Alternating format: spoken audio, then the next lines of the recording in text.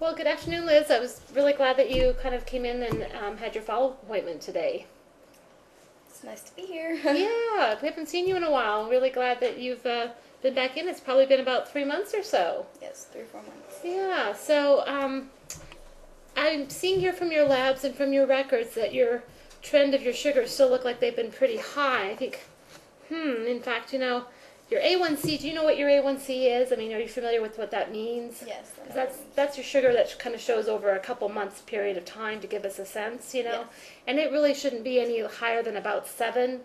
And I'm still seeing it still, Liz, around 12. That means like your average daily sugar may be somewhere between, 3 and 400. And, at 400, you could end up back in the hospital again. And I mean, we just can't see, have that happen to you again. We just can't, keep going back in and out. So, what do you want to do about this? I know it's really important to you, but what do you want to do, Liz?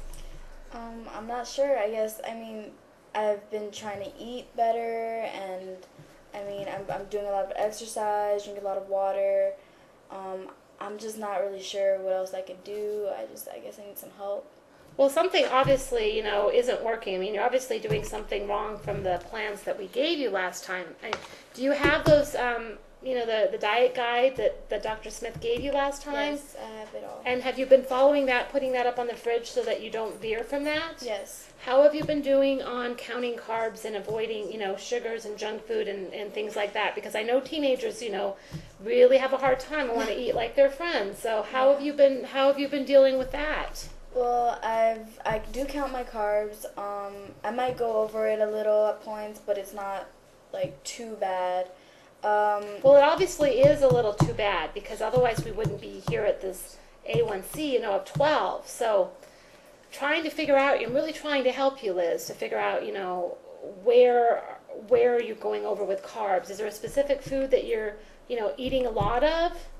No, not really. I usually just eat like rice or something like that, but it's not over the limit. I still measure how much I'm supposed to have. I'm only supposed to have about a cup of rice. And so you're aware that you're only supposed to have a cup of rice. Yes. What about things like, candy bars or ice cream or french fries when you go out with your friends to, McDonald's or things like that? What are you doing in those situations? Because something is obviously elevating your sugars. Well, usually when I go out with my friends, I do make sure that my blood sugar is at a point where if I do have a little extra, my blood sugar won't rise too high. And so you check your sugars before you go out, and then you basically tell yourself, okay, well, if my sugar's only, say in the hundreds, then it's okay, I can have some french fries or some ice cream. Is that what you're kind of doing? Because I have to tell you, Liz, that's really not on the diet plan. Well, I don't if I do go out and I have sugars or something like that, I make sure that it's not too much. I make sure that it's little by little, and I make sure that if I get home, if I find my blood sugar a little too high, I make sure to add a little bit more insulin like the doctor told me. So kind of what I'm hearing you say then is just that, if you're going to go out and be with your friends, then you could come home and just take some extra insulin and hope that it will, compensate for what you've been eating. But, the problem is when you eat extra sugars, you kind of go like this, and then you take insulin, and then you can drop like this, and then you can be constantly on this up and down cycle. And, that's not what we want for you. We need you to be here at this cycle. I mean, do you want to go back to the hospital, Liz? no, I really don't. Okay. Well, Liz, I'm so glad you were able to come in. It's just great. We haven't seen you in like 6 months. How have you been, girl? I'm good. My blood sugars have been doing a little better. They've been doing a little better? Yes. Well, tell me about that. And, Okay. it looks like on here that your A1C is down a little bit. I think it's down to about 10 now. Yeah. So you've really been making some progress. Tell me about how it's been going. Well, I do exercise a lot more. You exercise a lot more. Yes. I have my little portion controls. I don't have too much of a certain food. I make sure that, I have my insulin at the right time, the right amount.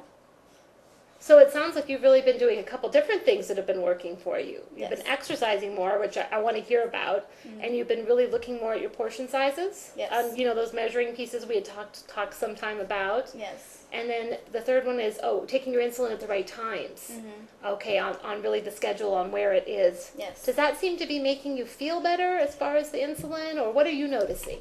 I've noticed that, well, I'm pretty sure we discussed this before. When I used to go out, I used to just kind of check my blood sugar and make sure that it was low enough to have whatever I kind of wanted to afterwards. Okay. I see. Right. Yes. Well, now, I mean, I still go out with friends, of course, but As you should. as I should.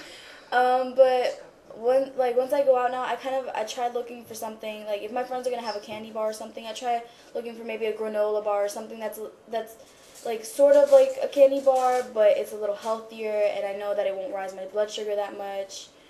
So you've been looking for other alternatives, so you still Yes. feel like you're doing what they're doing, Exactly. but looking at the carbs a little or seeing where it would be with your sugars. Yeah, like, I mean, of course I'm a teenager. I still love candies or whatever, but Nobody can stop you from having candy completely. Exactly, but I still try go out and have fun. I mean, even though my friends do eat whatever they kind of want, I take better care of myself. I eat something healthier, something that'll make me feel more energetic instead of like a little sugar rush and then just crash later on. So you know how you feel when you get that sugar rush and crash. Yes. And that feeling hasn't been something you've enjoyed in the past. Oh no. Yeah. So you've been feeling a little more even keel, it sounds like, Yes. on how that's going. So tell me about the exercise piece. You say you've been exercising more. What have you been enjoying? Well, now that I'm in school, I tried out for the basketball team. Yay! Yes. Oh, I know you said you're really looking forward to that. Yes. And it's a lot of fun. I enjoy it. The workouts are pretty harsh, but I like it. I have fun. I enjoy it. And you haven't been feeling as though your sugar that you want to crash during the workouts, you've been able to manage where you're at with your energy level? Yeah, I mean, I always keep some fast-acting sugar on me just in case I'm glad. I crash. And that has something you've had to use or haven't had to use during exercise? So far, no. Oh, good deal. Good. Yeah. So you've been able to kind of go into it with the right sugar level. Yes. So that you haven't bottomed out. Mm-hmm. Well, with all these things that you've been working on so well, what's your main goal right now? What's something that you're, really trying to be focused on for you? Well, my main goal is, I've lowered my A1C a little bit, but I'm trying to get it to where it's really actually supposed to be so that I can Sure. keep myself healthy, So keep moving in that direction. We've got Yes. it from a 12 down to a 10, which is a huge success in the time period that we've been Yes. looking at. And maybe let's try to move it down even a little further to, a 9 to start and move down to an 8. Exactly. Okay, so that's a great. So the bigger goal is getting the A1C down a little, and then these smaller pieces are what you're doing to make that happen. Yes. So how important is it for you to have an A1C of, let's say, 8 in the next 6 months? On a scale of 1 to 10, kind of like that pain scale we use? Where would you put yourself on a scale of 1 to 10 for just how important it is? I would actually have to say about an 8. It's an 8? Yes. Wow, so it's not a 2 or a 3, it's an 8. No, yeah, my goal, I really want to reach my goal. I want to be able to feel good, and, I want to make sure that I know that I'm healthy and that I know I was the one who did this for myself. That it wasn't about your mom, it wasn't about Dr. Smith, but it was about what Elizabeth wanted. Yes. So what would it take to move you just a little bit higher up to a 9 as far as importance? What would have to happen? I'm not really sure, actually. I mean, it's really important to me, but I do have, I still have school and sports, and Exactly. I have to worry about other things too. We all have a lot of things we're juggling, and to be honest, I don't think anyone can ever really be a 10 in Yes. terms of importance, because we have all these things that we have to manage, and sometimes they're higher up and sometimes they're lower up, depending on the day or even the minute. So on that same kind of scale of 1 to 10, where would you put yourself in terms of how confident you are that you can bring down your A1C to, what did we say, an 8 within the next 6 months? How confident are you that you can make that happen? About a 10, actually. Wow. Yeah. Wow. That is awesome. Yeah. So tell me about that. Well, I'm really confident because, I mean, if I was able to get my A1C from a 12 to a 10 in only a couple of months, Yes. I believe that I can do the same thing again. As long as I keep what I'm doing up. So really, just continuing to do what you're doing, you've already shown here in the last few months that you've dropped it substantially. Yes. And I'm sure you were really excited to get to see that score, to see what the number was really going to be. Yeah, it made me feel really good. I know that I'm doing better and that I'm healthier. So. Did you have a sense when you came in? Did you have an idea of what you thought your number might be? I did actually, because I know that before I wasn't doing as well as I could. And by pushing myself, I knew that, you know what, I know it's lower. I know that I did good. I know I've been taking care of myself.